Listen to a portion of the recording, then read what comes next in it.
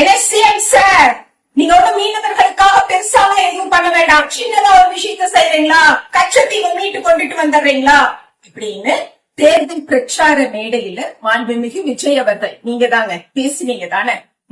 நேத்து பிரதமர் மோடிய உங்களுக்கு பாக்குறதுக்கு டைம் கிடைச்சது இல்ல. தமிழ்நாட்டுல இருந்து போன முதலமைச்சர்கள்லயே குறைஞ்ச நேரம் 10 நிமிஷம் தான் உங்களை பார்த்தாங்க. அந்த 10 நிமிஷத்துல நீங்க மோடிய பார்த்து கச்சத்தீவை எப்பங்க மீட்கலாம், பிரதமரா நீங்க எப்ப சைன் பண்ண போறீங்க, சிஎம் நான் எப்ப சைன் பண்ணணும்னு கேட்டிருக்கணுமா வேண்டாமா?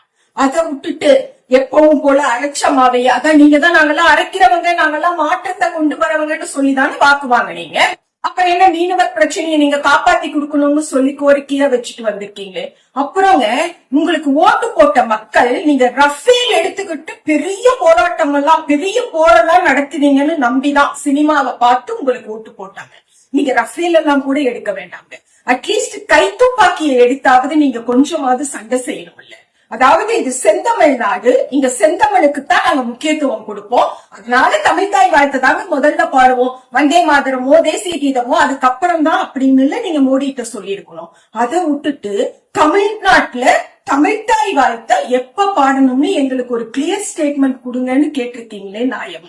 இப்ப இதுக்கு பிசிகா நம்ம கம்யூனிஸ்ட் கட்சியில என்ன சொல்லுவாங்கன்னா, 6 மாசம் திமுக தொந்தரவே பண்ண மாட்டோம், இப்ப ஏன் எதுக்கு எடுத்தாலும் குறை சொல்றீங்க அப்படின்னு சொல்லி கேட்பாங்க.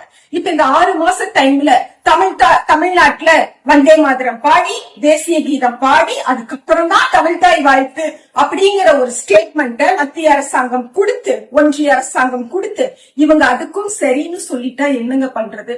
என்ன பண்றது? சரின்னு தான் போகணுங்கிறீங்களா? ஏன்னா பணம் பாதாளம் வரைக்கும் பாயும்னு நாங்க கேள்விப்பட்டோம். ஆனா இப்பதான் சிறுத்தைக்கு சுத்தி அலுவலுக்கெல்லாம் பாயுங்கிறதே நாங்க பாக்குறோமே.